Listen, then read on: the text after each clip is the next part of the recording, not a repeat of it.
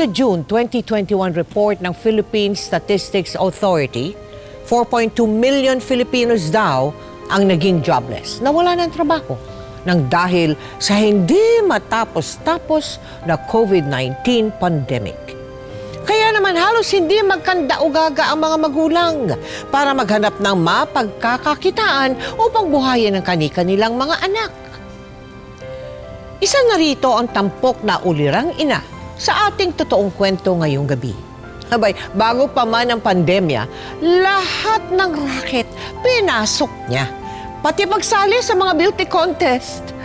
Sabay-sabay nating panoorin si Pokwang bilang si Helen Tabumfama sa aming episode na pinamagatang Super Nanay Contesera. Hello! Wala mga friendship! Good morning, Helen! Anong meron ka ngayon? Naku, Luningning, tinatanong pa ba? Siyempre, ganda at bibigyan kita nun. Ayan na, ito na! Bili na kayo! Good morning! Ayan na, ayan, mga bagong makeup, bagong bra. Bagay sa kulay mo. Ito yung bra mo. Ito nga, ayan na. O, lilista ka. Hoy, dahan-dahan kayo sa pechay ko. Baka maalamog yan. Ito talaga si Mang Minyong eh. Sa akin si to, ha? Ito naman, makakakisi naman. Pareho lang naman tayong walang-wala. Walang-wala ka dyan. Tingnan mo nga yung tsura mo. Mukha ka ba naghihirap? Ba't kailangan ba sira-sira damit ko para maniwala kayong walang-wala ko? Tapos pag malungkot, kailangan umiiyak para ano, dapat masaya lang, smile para dire-diretso mga blessings, ganon. Sige na. Basta sa akin si to.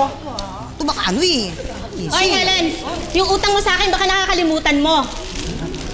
Sonia? Ay, akala ko yung anak mong teenager naglalangis ka sa ganda, day. Huwag mo na nga akong binubola. Utang mo. Ito naman, magbabayad naman ako talaga eh. Pasensya na. Ay, pero kung gusto mo, meron akong baboy sa bahay, yun na lang muna yaan ko sa'yo.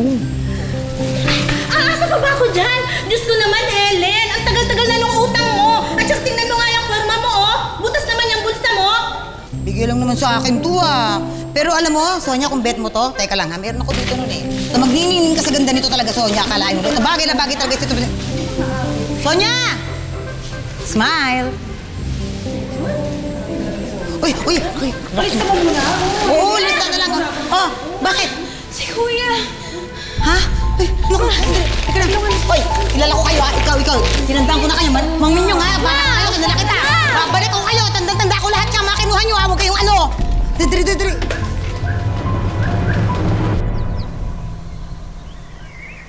Dalian mo. Oh, Chandre! Anak! Andito na mama! Chandre, anak!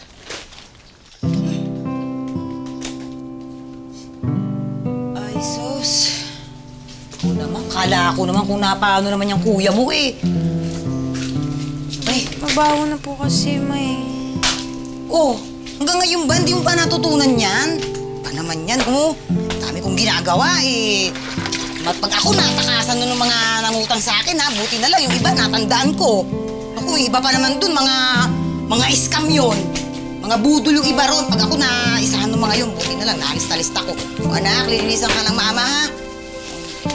Pag-aralan mo nga to sa, kumakatakbo ka sa akin, kala ko no, kung yung nangyari. Tulungin mo pa itong kapatid mo eh. Nakalilinisan ka ng mama ha.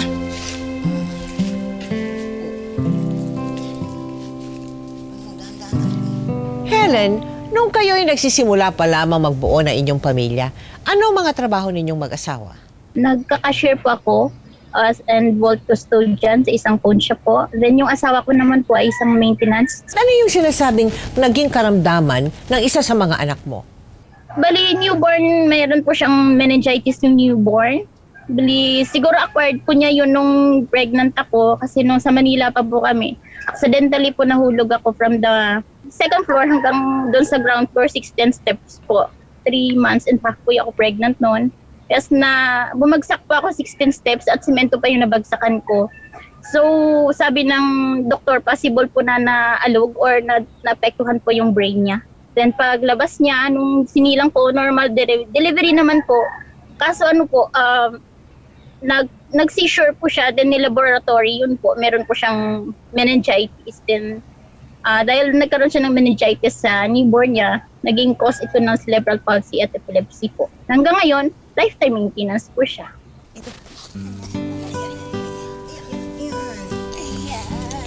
Ayusin natin. Ayan. Ayos na ba? Okay, ate dito. Anak, pakihila mo nga dyan yung kanyang kumot sa gilid, ha? Ay, Aling Tessa! Anak si Aling Tessa! Good morning! Good morning! Ara. Oh, Pa, pasok na po ako. ay, anak, sandali. Apa. Oh, hindi ba ngayon yung recitation nyo? Opo. Ah, anong sinabi ko? Tandaan mo. Anong sabi ko? Emotion. Ha? Tandaan mo yan. You accused me of not supporting my family. Free me from bondage, and I shall prove you false. You accused me of ignorance. But I am ignorant. Ganon, yan. Ganda yung pagkakalit talaga. Sige po. Anak, masakra. Oo, ang galing ko, di ba? Apo, sige Asa, po. Ingat Sige ka, po. ha? Bye-bye po. Oo, mag-iingat ka na. Ay, nako. Ma, yung baong ko. Nagkatay pa naman kayo ng baboy dahil dun. Aba, Helen, hindi naman siguro yun yung baboy na pinangako mong pambayad sa utang sa akin, ano? Ay, ingat ka, anak, ha? Pa, bye-bye, Mag-ingat pa. ka. O, ingat. Ay. Ito na nga, Sonia. Kasi, paano ko ba sasabihin to? Yung baboy kasi, na-stress. Na-stress yung baboy. Nakita kami na kumakain kami ng pork chop ng isang araw. Na-stress. Nag-diet, nag-keto diet. Na-depress siya. O, kaya humina kumain. Pero meron pa niya 1 kilo, bet mo? Bet mong mukha mo! Hoy, Helen! Ako ba'y pinagluloko mo? Kung hindi ka pa makakapagbayad ng utang mo sa akin, bukas na bukas, ipababarangay na kita! Sonia, huwag ka na magbaboy. Nakaka-high blood yun. Salamat, pare. Yeah. Salamat, ha. Ma! Bakit nandito ka na agad? Ma, dito na lang ako. Hindi ko kayang mapalayo sa inyo mag-iina ko, eh. Ano ba naman yan? Paano ka mag-a-abroad niyan? Kung ilang isla pa lang yung layo mo sa amin, hindi ka na mapakali, hindi ka na makatiis. Pwede naman ako mamasada, di ba? Ewan ko sa'yo. Bahala ka nga. Nak, Shandre, andito na ang papa. Ayun, oh, narinig mo ang papa, Shandre? Narinig mo ang papa? Hindi na alis ang papa. Matayog ang pangarap ni Helen para sa kanyang mga anak. Halos mag-isa niyang itinataguyod ang mga ito dahil nagdesisyon ang kanyang asawa na mamalagi na lang sa kanilang tahanan. Gulay! Madalas tuloy niyang tanungin ang sarili kung bakit tila hindi matapos-tapos ang mga problema sa kanyang pamilya. Tulungan nyo kami! Tulungan nyo kami! Shandre, anak. Saklala, tulungan nyo kami para awan nyo. Shandre, anak. Anak, akin yung kamay mo. Pakiano yung buhay natin. Shandre, anak. Tulungan nyo kami. Sige na, para awan nyo na po. Sige na.